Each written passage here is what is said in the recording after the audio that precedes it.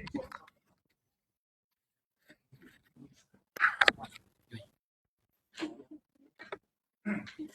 الله الرحمن الرحيم. السلام عليكم ورحمة الله وبركاته. الحمد لله رب العالمين، والصلاة والسلام على أشرف الأنبياء والمرسلين نبينا محمد وعلى آله وأصحابه أجمعين ومن تبعهم بإحسان إلى يوم الدين وسلم تسليما كثيرا. أما بعد. Alhamdulillah, segala puji hanya milik Allah Tabaraka wa Ta'ala yang dengan segala limpah nikmat, taufik dan hidayahnya telah menyempurnakan baik kita siam dan qiyam pada hari ini dan malam hari ini. Semoga Allah Subhanahu wa Ta'ala jadikan keduanya memberat timbangan amal kebaikan kita yaumul qiyamah nanti. Dan semoga salawat dan salam selalu tercurahkan untuk baginda Nabi Muhammad sallallahu alaihi wasallam, kepada seluruh keluarganya dan kepada seluruh sahabatnya dan yang mengikuti mereka di atas sunnah hingga hari akhir nanti. Baik jamaah sekalian yang dirahmati Allah Subhanahu wa Ta'ala, pada malam hari ini insyaallah taala kita masuk pada tafsir masih di juz yang ke-30 surah Al-Lail. Surah Al-Lail surah yang ma'rufah dan para ulama berbeda pendapat apakah dia Makkiyah atau Madaniyah. Yang benar dia Makkiyah atau Madaniyah? Makkiyah atau Madaniyah? Al-Lail Makkiyah atau Madaniyah? Makkiyah. Makkiyah dan Madaniyah. Ya. Dia Makkiyah dan dia Madaniyah. Kenapa? Karena kisahnya ada dua. Yang pertama, kisah di dalam ada dua sahabat. Yang pertama Abu Dahda Al-Ansari, dia seorang Madani.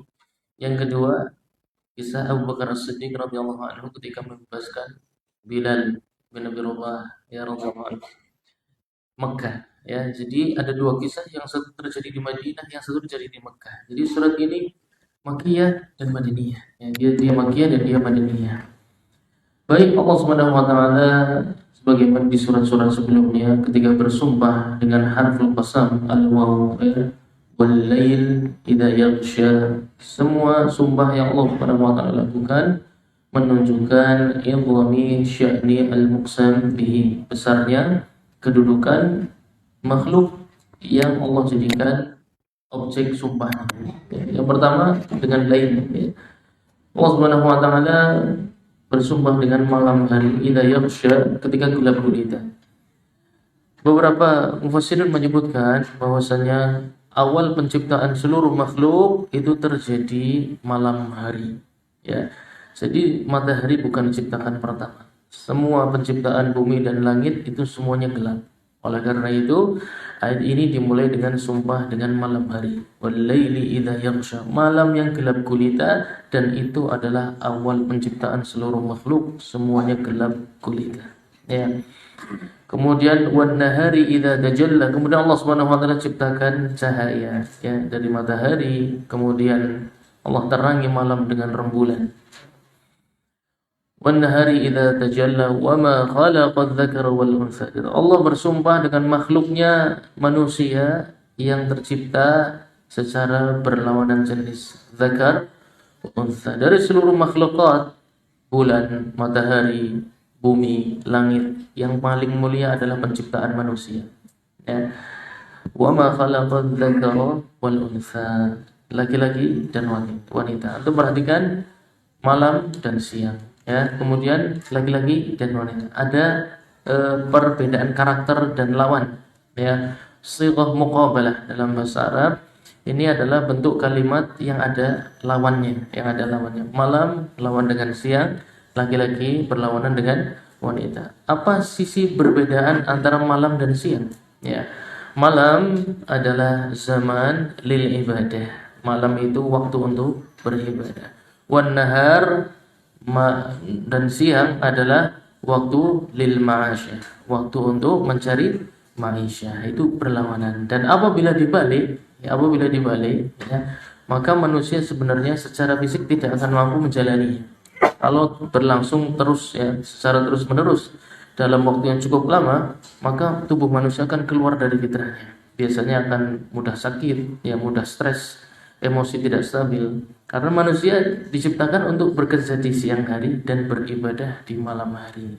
Bekerja saja meninggalkan ibadah di malam hari juga akan mengurangi fitrahnya. Atau beribadah saja tidak mau bekerja sama, itu pun akan mengurangi fitrahnya. Maka manusia akan mulia ketika dia bekerja di siang hari dan juga beribadah di malam hari. Kemudian wa ma khalaqadz dzakara wal untha. Zakar dan untha ini memiliki karakter yang berlawanan, ya. Adapun zakar laki-laki, maka Allah Subhanahu wa taala dalam firman-Nya sangat banyak, ya. Fantashiru fil ard. Laki-laki itu diperintahkan untuk keluar dari rumah, ya. Laki-laki diperintahkan untuk bekerja, untuk mengenal manusia, untuk mengenal ciptaan-ciptaan Allah Subhanahu wa taala, untuk mencari peluang kehidupan, untuk mencari maslahat, untuk membuka relasi. Sedangkan wanita tidak, ya. Sedangkan wanita waqarna fi buyutikum. Sedangkan wanita diciptakan untuk tetap di rumah. Kalau fitrah ini dibalik, sama seperti malam dan siang, ya. Kalau fitrah laki-laki dan wanita dibalik, maka akan terjadi ketidakstabilan dalam rumah tangga. Ketika laki-laki lebih banyak di rumah dan tidak mau bekerja, dan wanita lebih banyak di luar menggantikan peran lelaki, maka niscaya rumah tangga ini akan mengalami ketidakstabilan emosional, ya, karena keluar dari fitrahnya. Laki-laki memang diciptakan untuk keluar, sedangkan wanita untuk diciptakan untuk berdiam diri di rumah. Akan tapi bukan berarti wanita tidak boleh bekerja. Ya, wanita boleh bekerja, wanita juga boleh menambah maisha, dan itu perkara yang disepakati para sahabat. Dan di zaman para sahabat, sahabiat banyak sekali yang berdagang. Ya, banyak sekali yang berdagang, banyak sekali yang bekerja. Akan tapi itu tidak menghalangi fitrahnya untuk menutup diri. Meskipun mereka berdagang, meskipun mereka bekerja, mereka tetap menutup aurat dan menutup diri. Sedangkan laki-laki tampil di majalis, tampil di mahafil, mereka tampil di tempat-tempat umum. Mereka menjadi representasi masyarakat adalah laki-laki. Wa ma khalaqadz dzakara wal untha inna sa'yakum lasyatta. Sama di sini Allah Subhanahu wa taala juga akan melakukan muqabalah, bahwasanya perbuatan manusia itu syatta, berbeda, ya. Ada yang arahnya ke sana, ada yang arahnya ke sini. Fa amma man a'ta wattaqa wa saddaqa bil husna fasanuyassiruhu lil yusra wa amma man bakhila wastaghna wa kadzdzaba bil husna fasanuyassiruhu lil usra. Ini kisahnya Abu Dahdah Al-Ansari. Dahulu di kota Madinah ada perkebunan kurma, ya, yang sangat lebat. Dan biasa anak yatim kota Madinah. Nah, ini memang berarti dikisahkan anak-anak yatim itu namanya tidak punya ayah, tidak ada yang mengarahkan, tidak ada yang membimbing, tidak ada yang mendampingi. Mereka kalau main kumpul, ya ke sana kemari, naik pohonnya orang, ngambil pohonnya milik orang lain dengan tanpa izin. Ya, itu terjadi di kota Madinah. Jadi itu hal yang biasa. Itu hal yang biasa. Dan yang diinginkan dalam syariat adalah orang-orang yang diberi kelebihan dan keluasan rezeki untuk berlapang dada kepada mereka. Suatu hari anak-anak yatim ini, kumpulan anak-anak yatim Madinah ini naik ke salah satu kebun kurma milik fulan, ya, seorang di kota Madinah. Kemudian setelah ngambil dimarahin, ya, diusir dan dilarang untuk datang lagi dan diperingatkan dengan keras, ya. Kemudian dengarlah sahabat Abu Dahdah Al-Ansari. Kemudian didatangi pemilik kebun ini dan langsung dibeli kebunnya. Ya, sudah itu kebun saya beli sekarang, nggak usah diapa-apain, nggak tak ambil pohonnya, biarkan saja di sana. Ya, biarkan anak-anak ini kalau mau ngambil, ambil yang mau mereka, mau ambil seberapa banyak. Ya, ambil semaunya mereka, kamu nggak boleh ngelarang. Akhirnya itu diabadikan oleh Allah Subhanahu wa taala.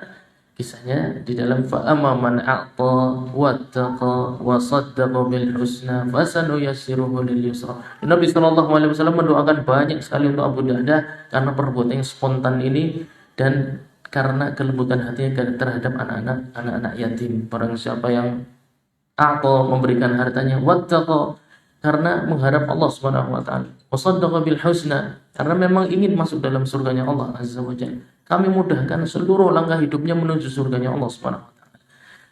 Wa amma man bakhila wastaghna, ini kisah pemilik kebunnya. Ya, bakhil wastaghna, pengennya numpuk-numpuk harta terus takut miskin. Ya, kehilangan kurma 1 2 aja takut banget dia. Ya. Wa kadzdzaba bil husna, orang kalau sudah pelit, ya, apalagi kepada anak-anak yang siapa bapaknya, tidak ada, anak yatim siapa yang ngasih kurma, nggak ada.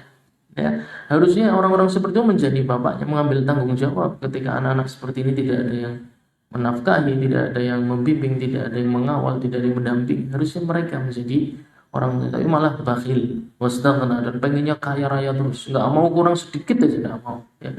Itu contoh orang yang kadzdzaba bil husna. Ini orang sebenarnya ingkar terhadap surganya Allah Subhanahu wa taala. Mereka terlalu cinta dengan dunia dan pengennya lama-lama di dunia. Wa kadzdzaba bil husna fasanuyassiruhu lil usra. Langkah hidupnya kami jamin akan penuh dengan kesulitan dan akan sulit untuk masuk ke dalam surganya Allah Subhanahu wa taala. Wa kadzdzaba bil husna fasanuyassiruhu lil usra wa ma yughni anhu maluhu idza taradda. Sungguh orang yang mendambakan jadi orang kaya dan sibuk menumpuk harta, mayughni anhu maluhu, hartanya tidak akan bermanfaat baginya idza taradda, kalau sudah Allah cemplungkan ke dalam jurang neraka, tidak satu rupiah pun bisa menolong dirinya. Idza taradda inna alaina lal huda wa inna lana lal akhirati wal ula fa anzartukum naran talazza. Hidayah itu milik kami sebagaimana surga dan neraka itu milik kami. Kami akan pilih siapa yang akan kami beri hidayah, dan kami akan pilih siapa yang akan masuk surga dan siapa yang akan masuk neraka. Fa'anzartukum naran talazza, dan aku ingatkan kepadamu tentang api yang berkobar. Dikisahkan Al-Imam Malik Ibn Anas rahimahullah ta'ala pernah suatu hari makmum, ya. Beliau seorang imam kabir, imam Darul Hijr, ya, ahli fatwa, rujukannya seluruh ulama di kota Madinah zaman tabi'in, zaman orang-orang terbaik. Suatu hari menjadi makmum, imamnya adalah Umar bin Abdul Aziz, ya, Khalifatul Mukminin Umar bin Abdul Aziz. Umar bin Abdul Aziz itu seorang amir, seorang alim, jadi satu wujud, ya. Suatu hari mengimami membaca surat ini, ya. Umar bin Abdul Aziz rahimahullah taala Khalifatul Mukminin, dia membaca surat ini sampai fa'anzartukum narun talazza, berhenti lama yang terdengar suara tetesan air mata, ya, suara beliau menangis, menahan tangis, kemudian beliau ganti suratnya, tidak mampu melanjutkan. Betul, beliau tahu betul bahwasannya kebanyakan dari kita menyangka kita itu murah hati, ya, kemudian suka memberi, padahal sedikit dari kita yang memberi karena Allah Subhanahu wa taala. Kebanyakan memberi karena apa? Karena pengen usahanya lancar. Kenapa memberi? Pengen naik jabatan. Kenapa memberi? Selalu pengennya dunia lagi. Dia membeli dunia dengan uangnya. Dia membeli dunia dengan istilah sedekah. Itu Allah Subhanahu wa taala tahu betul. Seorang amir, seorang pemimpin tahu betul bahwasanya tanggung jawabnya besar dan banyak kebijakan-kebijakannya yang sifatnya duniawi. Maka beliau takut betul ketika membaca firman Allah Subhanahu wa taala, fa anzartukum naran talazza. Takutlah kalian kepada api yang aku siapkan menyala-nyala. Fa anzartukum naran talazza la yaslaha illa al-ashqa. Tidak akan masuk ke dalam api neraka tersebut kecuali orang-orang yang merugi. Siapakah dia? Ayat selanjutnya. Alladzi kadzdzaba bir rasul, ya, dalam kitab tafsir, kadzdzaba bir rasul wa tawalla 'anil Qur'an. Mereka yang mendustakan Nabi Muhammad SAW dan berpaling dari Al-Quran. Bagaimana caranya mendustakan Nabi SAW? Bukan berarti tidak beriman, beriman tapi tidak mengindahkan nasihat-nasihatnya. Itu namanya mendustakan Nabi Muhammad SAW. Seperti orang-orang munafikin. Orang-orang munafikin itu mengakui Nabi Muhammad Rasul, tapi mendustakan ajarannya. Gak ada yang diikuti nasihatnya. Salah satunya adalah nasihat, kunu min abna'il akhirah wa la takunu min abna'id dunya. Salah satu nasihat Nabi sallallahu alaihi wasallam, jadilah anak-anak penghuni akhirat dan janganlah menjadi anak-anak penghuni dunia. Ya, tapi kebanyakan dari kita sangat cinta kepada dunia dan sedikit rasa bangga, rasa bahagia untuk menjadi penghuni akhirat. Kebanyakan hanya di lisan, pembuktiannya sangat kurang, pembuktiannya sangat sedikit, ya.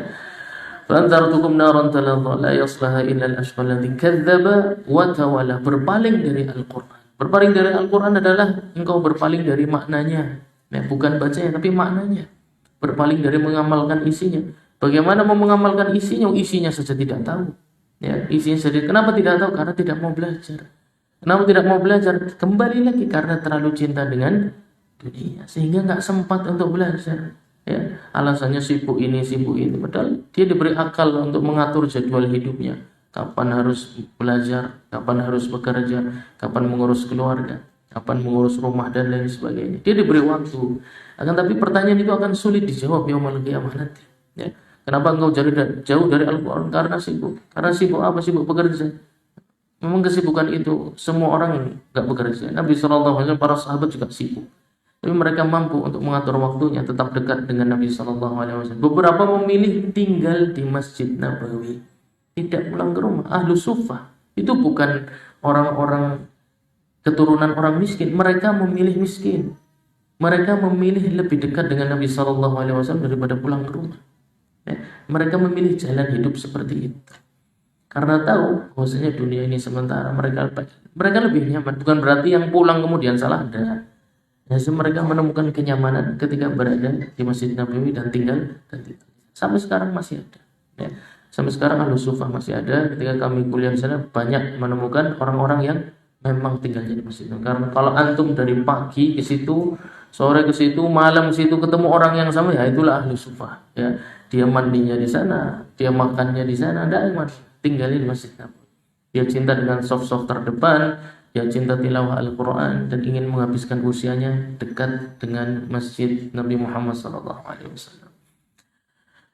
La yaslaha illa al-ashqa alladhi kadzdzaba wa tawalla wa sayujannabuha al-atqa alladhi yu'ti ma lahu zakah. Yang akan terhindar dari api neraka itu ada ciri-cirinya. Ciri-cirinya itu mampu dengan suka hati mengeluarkan hartanya, yatazakka, untuk mensucikan diri. Adapun kita mengeluarkan harta untuk dipuji, ya, untuk dapat status sosial, untuk kepentingan nyalek, ya, untuk kepentingan jadi RW, RT, kepala desa. Banyak dari kita memberi untuk membeli status sosial. Tapi di ayat ini yang akan terhindar dari api neraka itu yang kalau memberi yatazakka, untuk menyelamatkan dirinya sendiri. Ya, yatazakka wa ma yughni an apa? Wa ma li ahadin indahu min ni'matin tujza. Ini kisahnya Abu Bakar di sini, ya. Wa ma li ahadin indahu min ni'matin tujza. Ini kisahnya Abu Bakar Siddiq radhiyallahu anhu ketika membebaskan Bilal, ya, radhiyallahu anhu, membeli hak perbudakannya kemudian dibebaskan. Kata orang-orang Quraisy bahwasanya Abu Bakar itu punya hutang budi sama Bilal, makanya dia membebaskan untuk menyaur kebaikannya Bilal kepada dibantah Allah Subhanahu wa taala. Wa ma li ahadin indahu min ni'matin tujza illa ibtigha'a wajhi rabbihil a'la. Tidak mungkin, ya, Abu Bakar itu beramal karena urusan dunia. Dia itu beramal karena mengharap wajahnya Allah Subhanahu wa taala. Dia tidak beramal karena utang budi dengan Bilal sama sekali tidak. Abu Bakar itu membebaskan Bilal karena berharap bertemu dengan wajah ridhonya Allah Subhanahu wa taala. Dan itu dia beritahu bahwasanya seseorang amalannya tidak akan Allah terima kecuali modelnya seperti Abu Bakar. Ya, tidak ada amalan yang akan diterima Allah Subhanahu wa taala kecuali illa ibtigha'a wajhi rabbihil a'la, barulah amalan itu akan diterima Allah Subhanahu wa taala. Makanya kejadian ini dia berikan di dalam Al-Qur'an. Illa ibtigha'a wajhi rabbihil a'la wa la sawfa yarda. Dan dia akan mendapatkan balasan di akhirat dan dia akan puas atas pengorbanannya ketika di dunia. Berarti balasan tertinggi Allah Subhanahu wa taala terhadap sedekah antum itu di dunia atau di akhirat. Ya, tapi kadang kita pengennya mempercepat, balasannya pengennya di dunia. Padahal Allah Subhanahu wa taala wala saufa itu jauh, maksudnya kehidupan berikutnya. Ya, wala saufa yarda. Orang yang sedekah itu puasnya nanti, bukan sekarang. Kalau antum sedekah puasnya sekarang, bisa jadi di akhirat nanti tidak dapat apa-apa. Karena antum sudah minta. Karena kita sudah meminta balasannya di dunia, Allah beri di dunia. Bisa jadi di akhirat sudah tidak tersisa apa. Tapi yang Allah Subhanahu wa taala akan buat puas orang yang sedekah itu nanti saufa, yaitu kehidupan yang berikutnya. Maka ketika bersedekah, niatlah untuk kehidupan berikutnya. Kira-kira seperti itu sedikit kisah dari surat Al-Lail. Semoga yang sedikit ini bermanfaat untuk kita semua. Subhanakallahumma wa bihamdika asyhadu an la ilaha illa anta astaghfiruka wa atubu ilaik. Wassalamualaikum warahmatullahi wabarakatuh.